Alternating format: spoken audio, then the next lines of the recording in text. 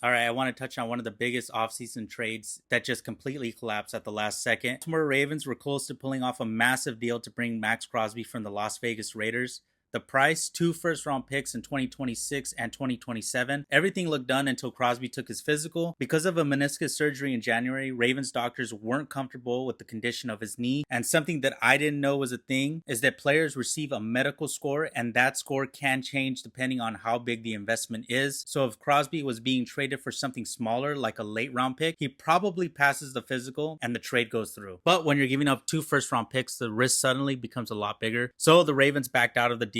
That left the Raiders suddenly missing out on a massive return for their best defensive player, and it tightened up their salary cap situation for now. The failed trade also causing ripple effects around the league as other teams stopped trade talks for Crosby and started pursuing other players in free agency instead. Crosby's agent says the knee is recovering well and that the failed physical was more about future risks, not his ability to play right now. Baltimore didn't waste any time finding a replacement. They quickly signed former Cincinnati Bengals pass rusher Trey Hendrickson to a 4-year, $112 million deal. So now that brings the big question. Do the Raiders try to trade Crosby again, or do they keep their superstar pass rusher and build around him with some of the new additions in free agency? What do you think really happened here? Did the Crosby trade really fall apart because of the physical, or did Baltimore regret the trade and pull out of the deal? I'm sure we'll know the full story eventually. Let me know what you think.